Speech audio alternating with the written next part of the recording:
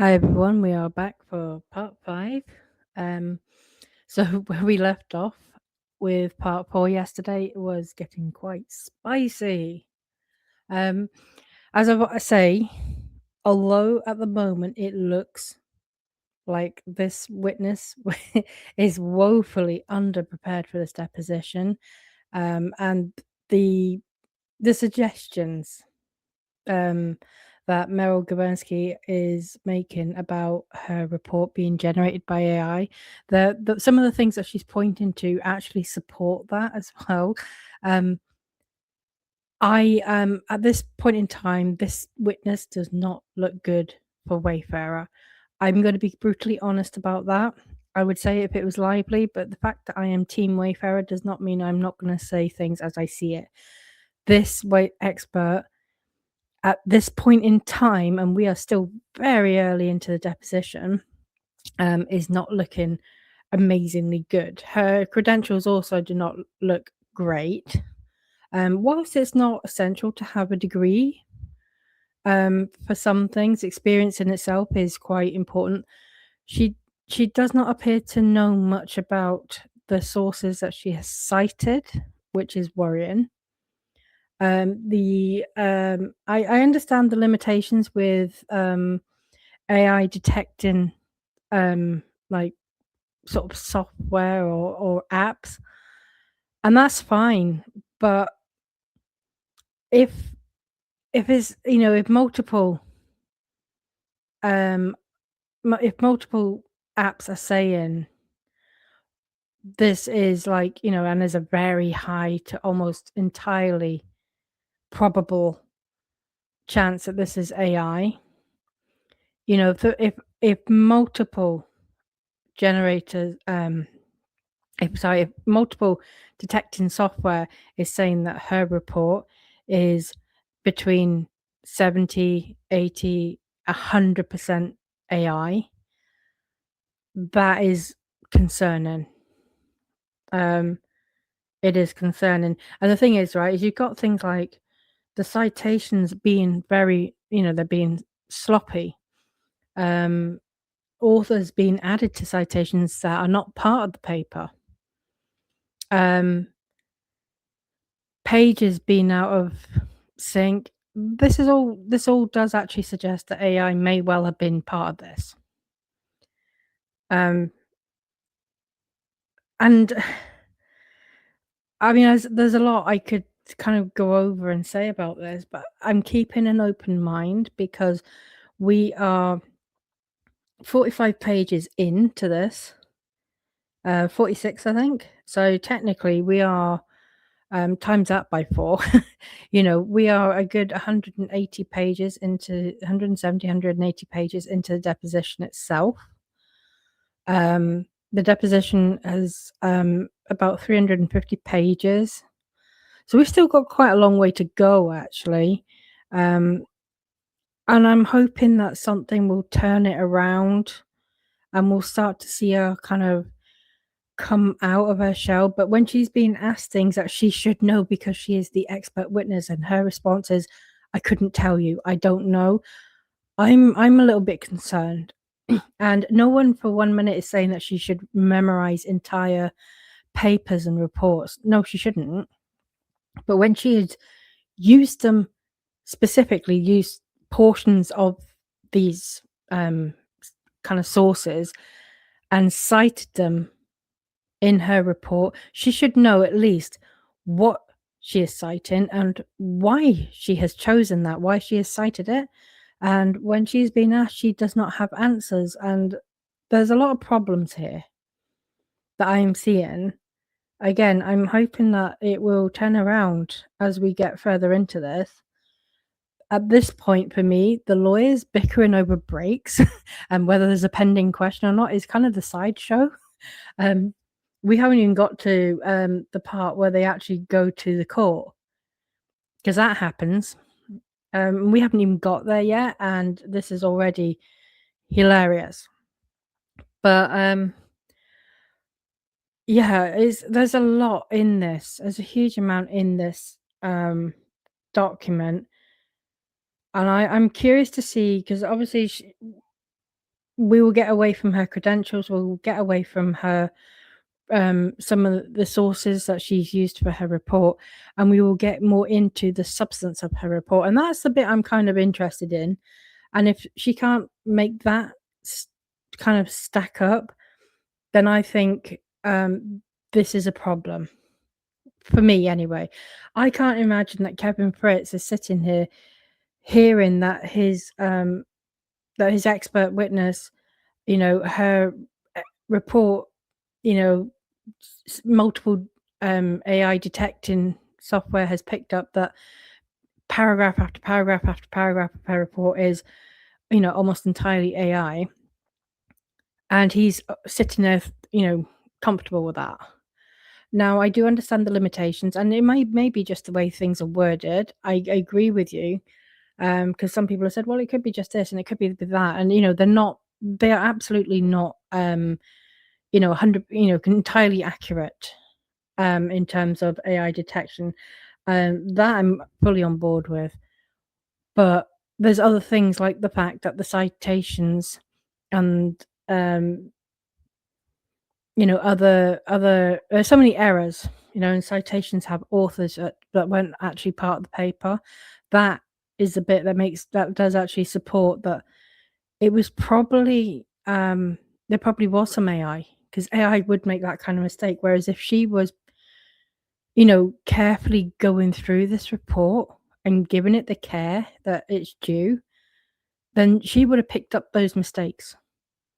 So for me, and I haven't even read her report, but it sounds like at best it was very sloppy and wasn't proofread, because it's riddled with mistakes. And these are just the ones we're hearing about at this point from Meryl Gabernsky. But also, like, on the flip side, then, at worst, this expert witness is coming across as incompetent. That's my opening thoughts. I will, like I say, keep a very open mind, because, I'm hoping that this deposition gets better somewhere along the way, because so far I felt yesterday, and particularly when I was doing part 4, I felt like I was reading the transcript of a murder. There was no other way to describe it. She was being utterly destroyed. Yeah. I think that's where we are. Like, in the absolute worst case scenario is this expert has actually used AI to generate her report. And in the best situation, she has been entirely sloppy and careless with it. And she has not proofread it. And she's just, bumped out a report that is just riddled with mistakes and errors that she should have picked up. So that's where we are. Not a good start. But it's interesting to see how this goes on. Okay, so let's go back to where were we? Okay, so yeah, we are on this page 45 of the filing. I haven't looked through the filing yet, so I don't know if this is all of this is the deposition, or if it gets to a certain point and then, the deposition ends and then there's something else added. I don't know yet. But in terms of the actual deposition, we are on page 170, because there are 4 pages of deposition transcript per 1 page of this kind of filing. Okay, so we're starting with Gabernsky. She's asking the question. Okay, so the footnote that says you relied on Maislin is inaccurate, because if you remember, we left off where, for some reason, this expert witness had cited Blake Lively's own expert, the one that she's specifically here to rebut. In a footnote, there was a citation to one of Maislin's paper. So she's being asked about that. She says that she decided not to use the body of text and forgot to take out the citation. So it's another mistake. Okay. Okay, so the footnote says that you relied on Maislin. That you relied on Maislin is inaccurate. Objection. Exactly, it's an echo. How many footnotes in your report did you not actually rely on? So having gone through it, Dr. Maislin's specific paper was the only footnote that was left that was inaccurate. Okay, so there were other footnotes that were not included in Appendix C, but are still included as footnotes. Why is that? Objection. I'm not sure I understand what you're asking. There are 6 other footnote citations that reflect publications that are not otherwise listed in Appendix C. Why is that? Objection. I do not know. See, this bothers me. Why do you not know? This is your report. Like, this is your report. Why do you not know why there are 7 footnote citations that are not listed in Appendix C? Gabernsky, so how are we supposed to know what you relied on based on certain materials cited and certain materials not being included in your Appendix C? Objection. Should be from my Appendix C and my footnotes. What? I think the witness kind of misses the point that Meryl Gabernsky has just pointed out that the footnotes are inaccurate. So how can you? It feels weird. I'm kind of sighing already, and pulling my hair out at a Wayfarer expert, and this is not a Lively expert. Okay, says Gabernsky. Okay, but in some cases, what is in footnotes actually is not something you've relied on. The only example of that is Dr. Maislin's report article. Why didn't you remove that footnote? Objection. It was a bit of an echo from versioning, so it should have been removed. What does an echo mean? It means that it wasn't taken out when the content itself was removed. What content did you remove? I don't remember the specific way that I positioned it, but it was in one of the draft versions. Okay, and when you cite the 4 expert reports, Dr. Maislin, Dr. Humphreys, Mr. Coletta, and Mr. Kinrich, did you review only the expert reports, or did you also review their underlying data? I reviewed some of the data packages, yes. Okay, so what data packages did you review? I'm sorry. So the ones that were given to me as part of their expert submission, I reviewed.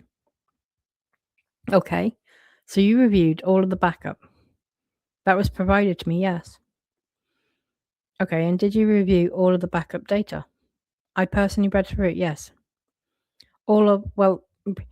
Read through it, but I'm talking about the actual data. Did you personally review all of the data in their backup materials? Dr. Mason's, yes. Dr. Humphreys, yes. For Carlotta and Kinrich, I don't remember the data packages. Okay, and did you review all of the materials that any of these experts cited in their reports? Did I review each of the articles that were cited? No. Did you review any of the articles that they cited? Yes, some. So if there were articles that they cited that you reviewed, did you list them in Appendix C? No, because they were part of the expert submissions. So, for instance, with Dr. Maislin, she provided a myriad of different academic articles.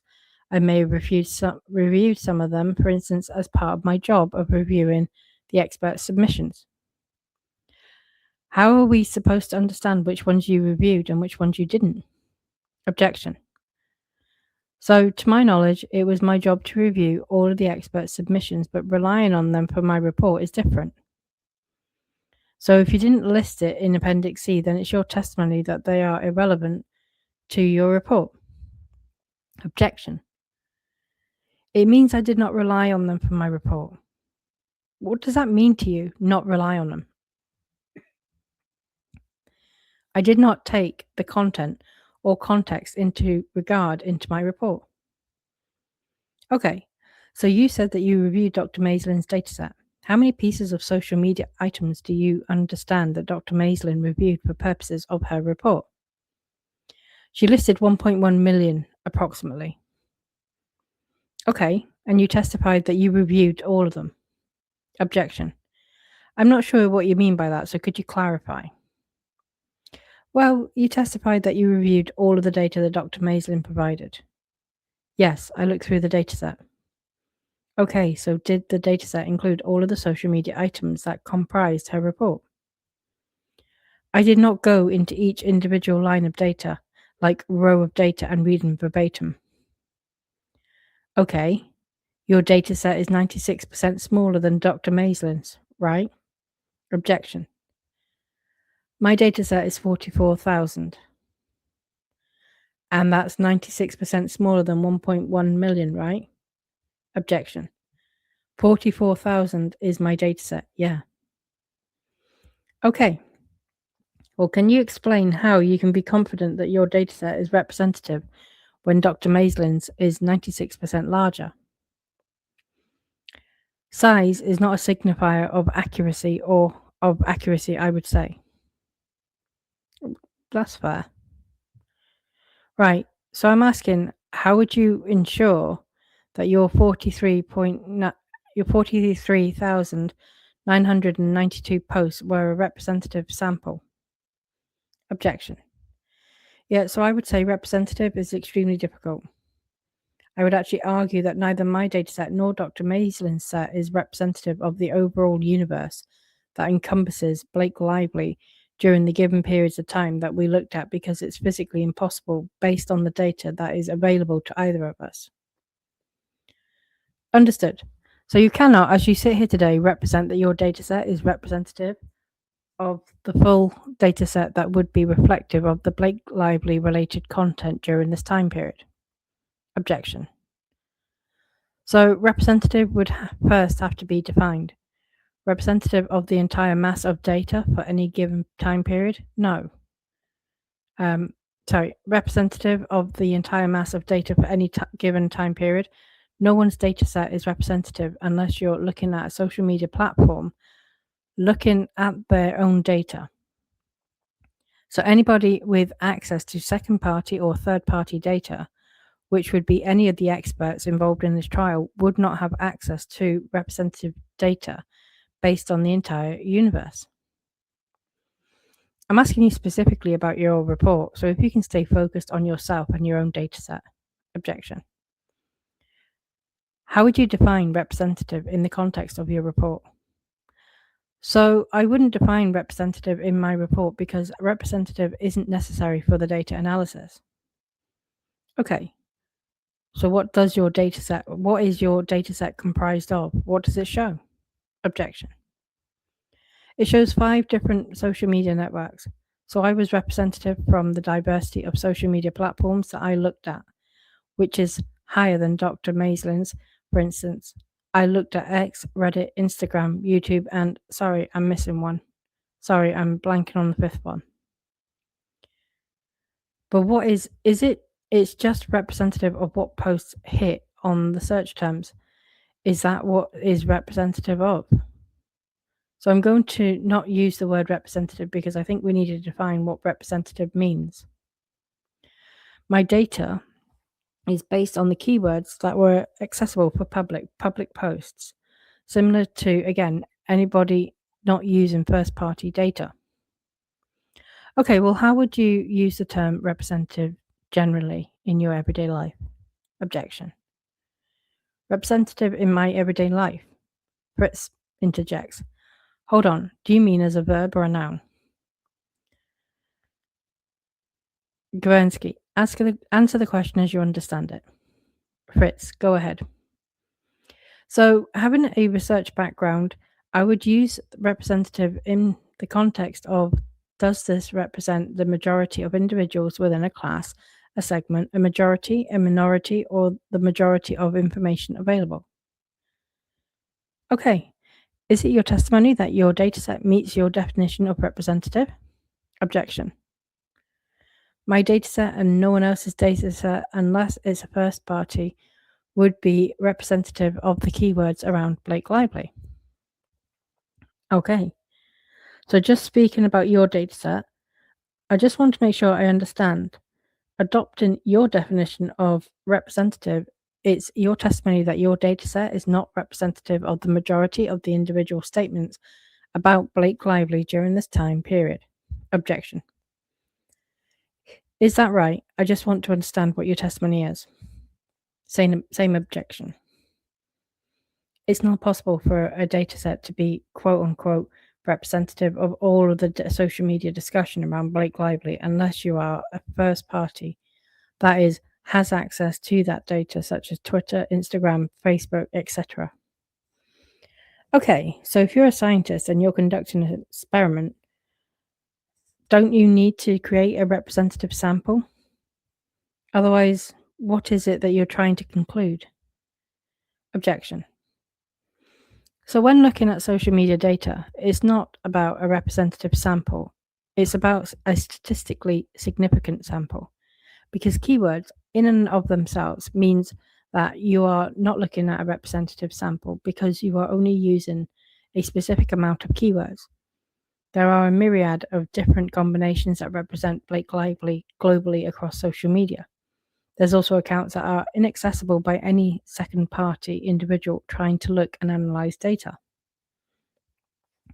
So if you were to try to identify an entirely separate set of 43,992 social media items, like entirely separate, there's no overlap between the two, how do you know the results would be the same? Again, the question would be, what is the second set of data about? Well, you said that you can't possibly identify everything, even if it hits on search terms, right? Objection. No one can. That's not first party. Right, so what if someone else searches for 43,992 using search terms, and that came up with a different dataset than the 43,992 that were part of your dataset? How would you guarantee that the results would be the same? Objection. So by replicating the subscription that I referenced, so Apify in this case, by representing the prompts that or the keywords that I use when inputting them into Apify for the same period, they are replicatable based on, again, that criteria. Okay, so it's your testimony that the 43,992 represents the entire universe of all social media items that hit on your keywords. Objection. Is that your testimony? I'm sorry, can you repeat that? Yeah. Is it your testimony that the 43,992 items represents the universe of all social media items that hit on your search terms? The dataset that I reference as part of my expert report is the complete dataset that I was able to receive from Apify based on doing the analysis. Okay, so what if someone else was able to use a different Apify tool and come up with 43,992 items that are not duplicative of your dataset? Objection. I didn't finish the question. Okay. How do you know that the outcome would be the same? Same objection. And also compound. So, a couple of things. The first part of the question is, in order to use the same tool, they would have to use the same inputs and they would have access to the same underlying data set through Apify. So if that is done, then that's not what my question is. I'm sorry to interrupt, but I just want to make sure you're answering what my question is. And then there's some crosstalk. Fritz says, excuse me, then don't interrupt her. Let her finish. And if you have a follow-up, then ask. Finish your answer, Miss Alexander. Or the witness. If someone were to replicate the process that I went through the tool that I went through, using the exact same methods that I did, then they should receive, during the same time period, they should receive the same outputs from Apify that I received. That's not my question now. If someone used a different tool on Apify that identified an entirely different dataset than the one you identified, but also which hit on your search terms, how can you guarantee that the results of your study would be the same as the study of that other dataset? Objection. That's a lot of hypotheticals that I'm not able to answer. Okay, let's make it not a hypothetical. You know Dr. Maislin's set includes more than 1 million social media items, right? Objection. Her dataset includes 1.1 million, yes. How do you know that applying your methodology to her dataset would result in the same outcome? I'm sorry, could you repeat the second part of that question? If you were to run Dr. Mason's, and then Fritz interjects, could I make a suggestion? Gavronsky, no, you can't. I'm in the middle of a question.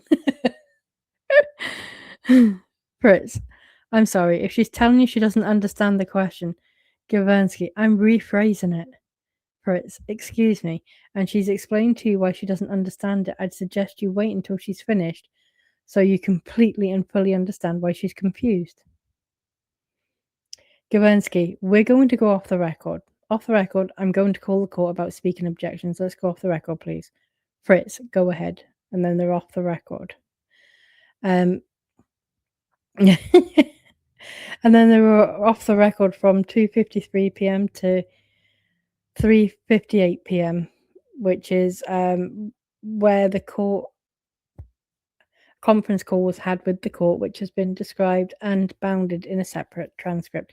And as we all remember, it was obviously an emergency conference. So although it was available to the public, by the time the notification was put out, it was already over. So I don't think I was done deliberately. I have had some people say, oh, did Lyman do it? But no, I absolutely do not think he did. I think the one thing he's been very strict on has been the public right of access to everything. It's just the nature of, that it was a here and now. This needed to be listened to now. There just wasn't time to deal with that. I would say that it was more to let people know that a conference call was had, and eventually we will get to hear about it. We will get to see minutes, etc. of it. So it's just what it is. So they're back on the record now at this point. Gavronsky, Ms. Ashley, do you mind repeating back the last question I asked? Okay, if you give me a few minutes, I have to go all the way back. Gavronsky, oh no, that's okay. That's okay. I'm good. Ms. Alexander, I was asking you if applying the methodology from your report to the dataset in Dr. Maislin's analysis would lead to the same conclusions. That is not something that I would be able to say. Why is that? So Dr. Maislin used an LLM in order to go to her outputs. I cannot replicate based on what she has given to me the outcome of how she's been able to get to those outcomes because it's an LLM. If I were to use my dataset, if I were to use my prompts or queries in an LLM, specifically the one that she used, I'm not sure how it would come out. Okay, but I'm asking you if you were to apply whatever methodology you applied to draw conclusions about your dataset. If you applied your methodology to her dataset, would the outcome be the same? Objection. I would assume not because they are different raw datasets. Right. So the outcome of your methodology depends on what your dataset was comprised of. Outcomes of any analysis comes from the underlying raw data. And if we were to take 43,000 of the social media items from Dr. Maislin's dataset, that was not part of the 43,000 data items in your dataset, you would not be able to determine with any certainty what the outcome would be. Is that right? So because Dr. Maislin used an LLM, even if she were to use the same prompts, again, for instance, the outputs would be different because it is an LLM that she used. So it's hard for me to say if my data was applied within that LLM, what the output would be. But I'm asking you about your methodology that you applied. If you were to apply your methodology to another 43,000 media items that were not part of your dataset, would your opinions be the same? Objection. I wouldn't be able to say that until I do the actual analysis. Okay, so your opinions are solely based on these 43,000 social media items. Objection. So my outputs are based on the analysis that I did, based on the APIs that pulled raw data from each of those 5 platforms. So I'm taking the data based on the time frame, the queries I provided, and I'm doing analysis of that raw data set. Right, analysis of the 43,992 items that comprised your dataset. Correct. In your report, You list 11 opinions. Are those all the opinions you intend to offer in this matter? Yes, that's everything I included in the report. You don't intend to offer any other opinions that are not listed in your report at the section on your opinions, right? Not based on any of the data that I've already looked at. If new information comes into play, then I can assert additional opinions. But based on everything, all the research I've done, the analysis, those are my opinions. So today, as you sit here, the opinion section in your report reflects all of your opinions that you are offering in this case. Yes, based on everything that is in the report, those are my opinions. Okay. Are there any opinions that are not offered in your report that you are offering in this case? Objection. If new information were to come to light, or additional information were to come to light after the report, then I may have additional opinions. But everything that I've offered is based on the research that I've done. I understand. In the future, you may supplement, but I'm trying to just get at a very basic question. Are there any opinions as you sit here today that you are offering that you did not articulate in your current amended report? No, there are not. Okay, thank you. You use the term organic nearly 90 times in your report. Does it mean the same thing every time you use the term? I try to stay consistent with my use of the term, with my use of organic. So I would have to confirm each of the times I've used it. But in general, yes, there should be consistency with the underlying definition of the term. Okay, what is the underlying definition of the term organic? So I look at organic as being signatures of non-manipulative traffic usage, etc. And what does non-manipulative mean? Basic users talking, commenting, liking, upping content across social media platforms. Okay. And done. Okay, and you use the term. Actually, does the term organic, is that definition rooted in any academia? I don't know how it's rooted in academia. It's rooted in practice as a term that is used daily. Okay. So, as you just defined, organic is based on your own definition of the term. Objection. The way that I defined it was based on industry definition of the term. What industry? Social media technology. Okay. So what is your basis for stating that social media technology as an industry uses the term organic the way that you just described it? Having worked in technology and social media. Okay, so it's based on going to conferences. Sorry. No, you go. I'm sorry. Having spoken at industry conferences on the topic, having written a book using that verbiage, yes. And your report uses the term legitimate news cycles. What did you mean when you used the term legitimate? When I say legitimate news cycles, I meant news that does not contain misinformation. So there are legitimate news cycles on the movie launching. That is a legitimate news cycle. The movie exists, the movie launched, and there was news around the movie launch. So what about news about how the film was marketed? Would that be considered legitimate? Objection. So marketing activity would be considered legitimate when it comes to PR, press coverage, because again, it's things that are taken from interviews with actors, actresses, producers, whoever is involved in the film.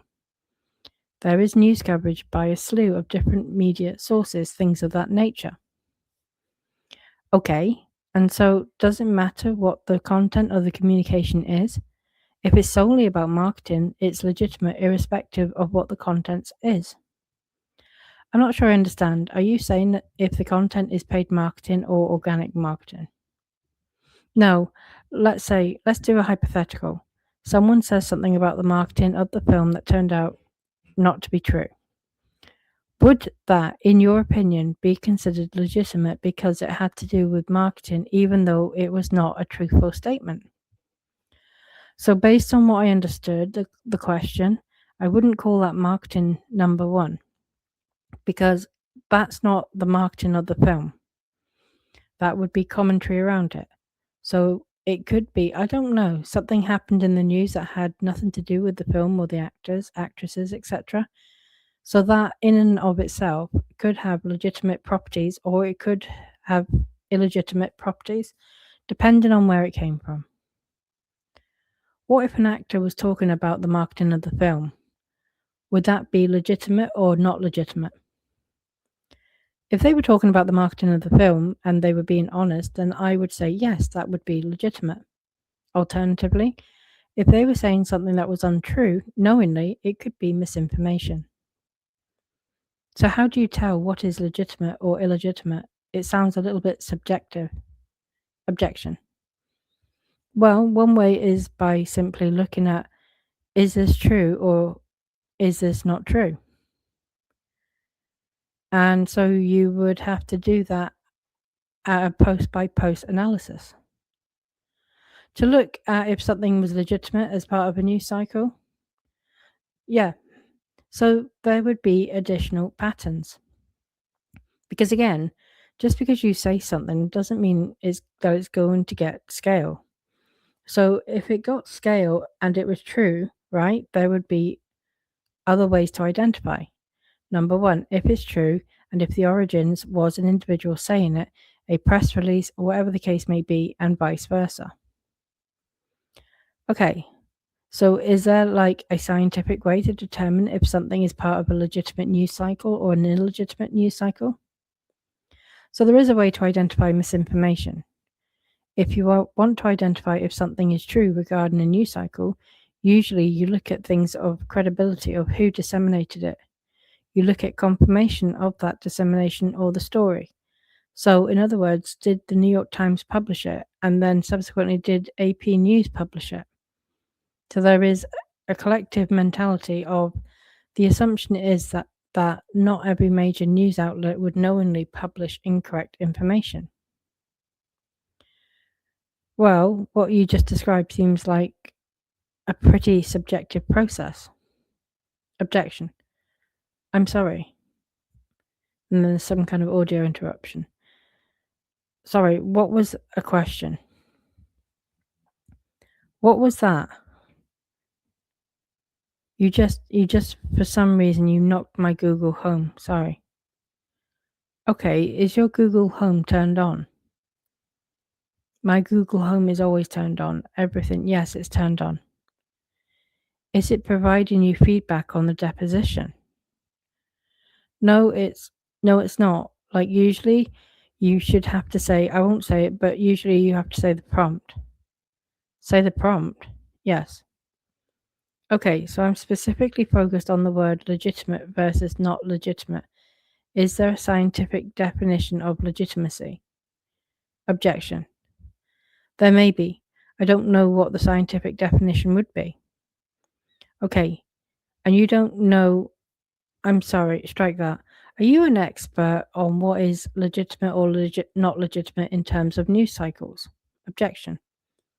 So I have done work on legitimate and illegitimate around social media in conjunction with news cycles and politics.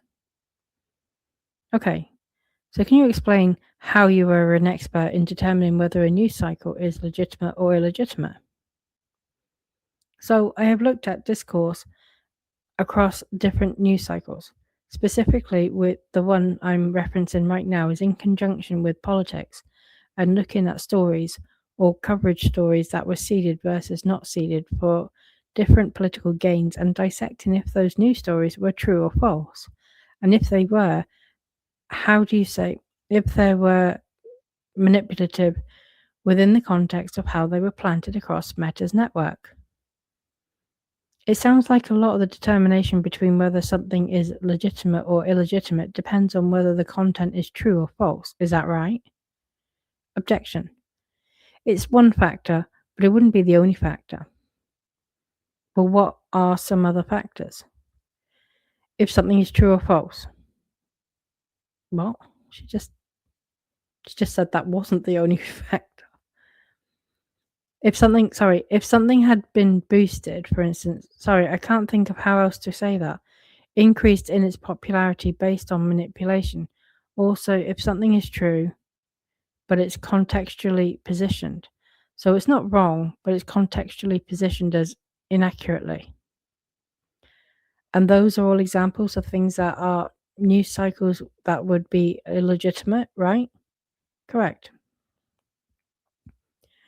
Your first opinion in this case refers to a time frame of August 2024 through February 2025, and that's a 6-month period. Is your first opinion limited to that specific time frame? I'm happy to share. Can you just, of course, let me go up to the top so you can see what I'm in. Wait, what did we look at? B1? I just want to make sure that we're orientated, that this is your latest report here, right? B2, this is your latest report, right? Yes, number 2, Exhibit 2. Yep, Exhibit 2, exactly. So if we can go to paragraph 22. Oh, actually, I want to go to the opinions. Opinion 1 is right here, and then she reads, the social media activity surrounding Ms. Lively during August 2024 through February 2025 exhibited patterns consistent with organic public discord driven by legitimate news cycles, film publicity, and entertainment media coverage. Do you see that? Yes. Oh, and you use the term coordinated manipulation and astroturf, and so I would like you to explain those one by one. So, coordinated manipulation is similar to what we talked about before.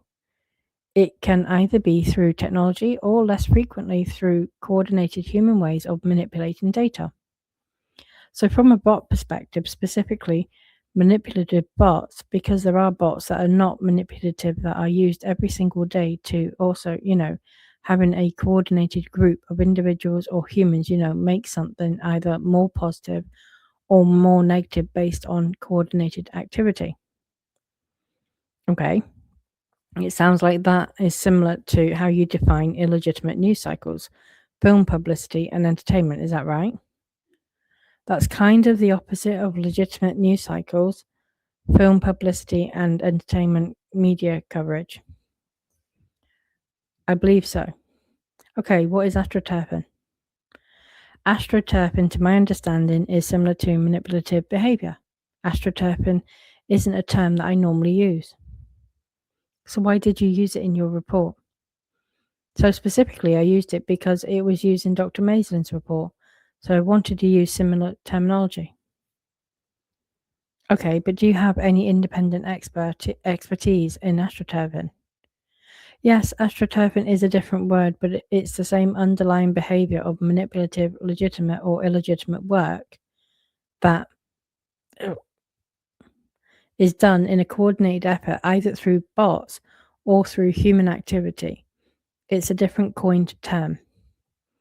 Okay, and how do you know what the way you define astroturfing? How do you know that the way you define astroturfing is the way that Dr. Maislin defines astroturfing? I believe it's an inference from reading through her report and the contextualization in that report. Also, I understand the general term of astroturfing outside of both of our reports. Okay. So opinion 1 says that you've looked at social media activity between August 2024 through February 2025. So is this opinion limited to that time period? This opinion, yes. I looked at larger data sets, but this particular opinion is based on that time frame. So that was my next question. Why did you collect from a broader time period but limit this opinion solely to the more narrow time period? Because I didn't have enough volume of data in order to offer that opinion through the larger frame of time that I was hoping to look at. So why didn't you just use Dr. Maislin's data? So I couldn't replicate Dr. Maislin's data, first of all. And secondly, using someone else's data just point blank without ensuring that, number 1, I could reproduce it. Number 2, that the data is, accurate of that time period doesn't really make sense. So I specifically wanted to pull raw data from the social media platforms themselves to analyze. So you have no idea. Well, you used the term. What did you just say? Accurate. You just used the term accurate of the time period. Is that the term you used? Objection. I'm not sure what I just said. I'm not sure if it was accurate or, number one, her data, it wasn't reproducible based on what I was given. Secondly, it was to ensure that the data was, I'm going to use it in a different way than we used it earlier, representative of the actual raw data during the time frame. Okay, so how, based on the way you just used it, how did you ensure that your data was representative of the actual raw data from the time period? It was pulled directly from the social media platforms from their raw data sets. Okay, so you don't know one way or another whether Dr. Maislin's data was representative of the actual raw data from the time period. There is no way to tell because she used an LLM. Right. So you can't tell one way or another whether her data was representative of the time period. Objection. I cannot tell if her raw data is accurate of the time period that she has. No. Okay. So when you said there was not sufficient social media activity after February 2025, what was that based on? So what I said was, for this particular opinion, that there wasn't enough volume of data in order to derive an insight outside of this time period. What volume of data would you have needed? It would have to be consistent across all 5 of the networks. So there should be an even sample across all networks in order to make an opinion after this time frame. Why do you need an even sample across all the networks? So it doesn't have to be exactly the same, but it has to be proportional. So ideally, I would have had more of 2 of the networks, which I did not, just based on availability, I guess through Apify. So I used the data that I felt was the most substantive and without making any assumptions on smaller data sets. Okay, but you said there wasn't enough volume. So do you have a ballpark of how much volume you would need for the period after February 2025? I don't know offhand. I would have to go back and crunch the numbers. So what I'm confused about is, why didn't you just accept Dr. Maislin's dataset for whatever value it has and run your analysis on that? Objection. So I didn't accept it at face value, and nor should anyone just accept data at face value. What I did was I first tried to replicate the dataset based on the prompts that she gave. I was not able to do that. But my question is, why didn't you just run your methodology, your sentiment analysis, on her dataset to see if you had a valid methodology? Objection. Well, the methodology itself is valid, it's peer-reviewed, it's all methodology that you would run in academia, as well as in practitioner spheres of doing regression analysis, doing sentiment analysis. So my methodology is not something that is new form by any means. But my question is, if you could please just answer my question, why didn't you run that methodology on Dr. Maislin's dataset? Objection. Because I did not. In order to run the methodology on anyone's dataset, you'd first have to ensure that the dataset itself was, I'm going to say, accurate or representative based on the time frame, which is why you try and repeat to make sure that you're able to pull the same data. And then if I was able to pull the same data, I would have then run the methodology on that dataset. Okay, so how did you ensure that your dataset was representative based on the time frame as you just pulled those words? I pulled it through Apify, and I made sure it was all of the keywords that were available that I plugged in that were available during the time frame that I stated in the report, and that there was enough data based on total volume in order to analyze it. What was the total volume? I would have to look at the report, but it was 44,000 unique records. So how did you know that 44,000 represented the universe of what you've called accurate information from the time period? Objection. because it's pulled from the raw data across all 5 of those platforms. So it's your testimony that there were only 44,000 social media items between January 2024 and October 2025. Objection. The data set that I provided is what came back from the data scrapes, and there is a myriad of different reasons for why the data sets could be different if you pulled it with additional keywords. For the keywords I used, so for the parameters, the query I put in, and the time frame I put in, those were the ones that were able through Apify across the time frame.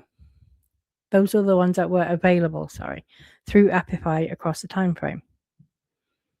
Okay, let's talk about what you did with Apify. Give me 1 second. Let me stop sharing my screen. How did you come up with the search terms that you used? I used terms that were relevant for Blake Lively and It Ends With Us and the movie title. How did you determine what terms were relevant? I used terms that were general enough, but that I saw had a good amount of volume across Apify. So for Reddit, actually 1 second. So tell me how you selected which specific scrapers to use. If we go, actually, let's do it this way. If you go to page 110 of your report, you list 5 specific data sources and tools. My question is whether what you list here reflects the universe of the scrapers that you used. So, sorry, let me go to page 110, you said. There is Exhibit 2. There's only 109 pages. Oh, 109. Sorry, that changed. See where it says data sources and tools? Yes. Okay, so this is the universe of the scrapers that you used. Yes. And how did you decide which scrapers to use? So those were the scrapers for the particular social media platforms. So first I decided which social media platforms I wanted to scrape. And after that, I selected the scrapers that were available through the API on Apify. So is it your testimony that this is the only, say, Instagram scraper that Apify provides? It's the only one that was available to select, yes. Did you personally go to Apify to see if this was the only Instagram scraper? I logged into Apify, yes. So I didn't validate Instagram specifically, but I logged in order to see the options. Well, I'm asking you specifically with Instagram, did you personally verify that this is the only scraper for Instagram? Objection. I verified the interface of Apify and that for Instagram, this is the scraper that was available to use. However, the scraper itself is scraping the API, which is the raw dataset on Instagram. So even if there are 2 scrapers, which there wasn't available, you're still scraping the raw dataset. Okay, you separated your opinion into different time periods. I want to focus on your baseline time period. Your baseline time period was May to July 2024, right? Yes. And so if I refer to baseline, you'll understand I'm talking about that baseline. Yes. Okay. And then when I refer to, actually, let's look at your report, Exhibit 2, and let's go to paragraph 32, which is on page 17, I think. I'm sorry, could you repeat the number? Yeah, 42. I'm looking at 42 right here. Oh no, I want to go to 32. You see paragraph 32? Yes. That says, and then she reads, the meta-analysis combined data from all 43,992 social media items.